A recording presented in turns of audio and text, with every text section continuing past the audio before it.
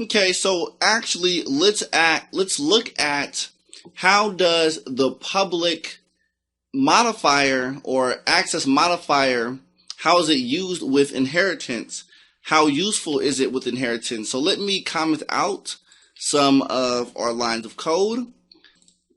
Let's look at the public access specifier when we're inheriting special features or different features. So if I decide to make our parent attributes first name and last name public, let's see what happens. So if we go down here and let's say if I uncomment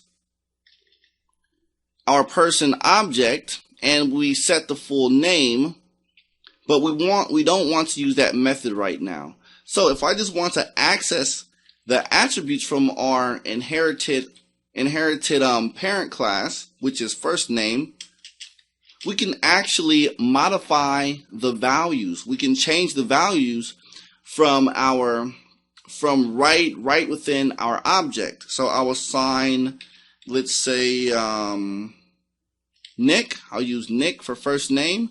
Then I'll just take this line of code, go down one level, and for our parent attribute last name, I'll say Nick Johnson. Okay, so I'll use that, and then I'll uncomment my echo statement to display what we have. So I'll go to my browser, click refresh, and we should get Nick Johnson. There we have it. Now, again, the biggest thing that I've done was I made public access to our attributes of our parent class, which is not a recommended idea because that's the whole point of using object-oriented programming. We want to hide or encapsulate our data, and if we want to see these values, we want to build and implement these functions only within our class. So again, it's not recommendable to use public attributes within a class. Always make your attributes and set them to private as well, because your code can easily be hacked. So let's say for example, if you were a programmer for a bank and I made, let's say, I'm going to give you guys a perfect example. I'll make another public variable. I'm going to call it money. And let's just say if my balance was 0, but I'm a hacker and I was to implement this code of yours from the parent class. So if I create, let's just say I've created, what I'll do for you guys as well, I'm going to say class hacker extends people. So remember, you are the creator of the people class, and I just want to inherit everything from your class. And remember, you made your money or your bank balance public. So what I can do is say, hey, if I have an account with this bank, here's what I'm going to do. I'm going to actually inherit that public attribute, which is money, which is equal to my balance, my real bank account balance, which is at 0. What I'll go ahead and do, I'm going to actually create, let's say, an object of hacker.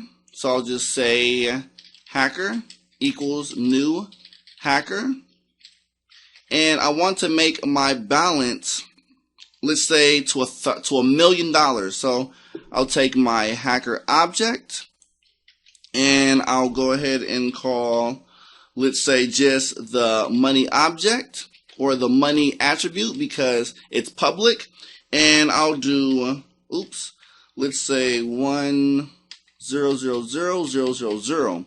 So now I'm going to automatically have $1 million in my account because you are a bad programmer and you did not make your attributes set to private. So what I'm going to go ahead and do now, I'm going to display my new balance that I've hacked your program or hacked your parent class because you were a lazy programmer. And I'll just do, let's say, if I want to just display this, I can display it as well just by the attribute. So I'll do that, and let's see what we have. We should get hack the balance, new hacked balance, new hacked balance.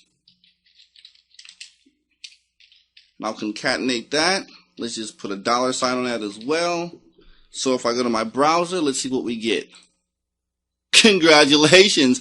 I've now successfully hacked your parent class, and the bank is going to fire you because you're a bad programmer, and the bank has lost $1 million because you were a lazy programmer. So that's why you don't want to use public accessor modifiers when you're declaring classes on attributes. But that's how we would use the public attributes as well. You can access them outside of the class.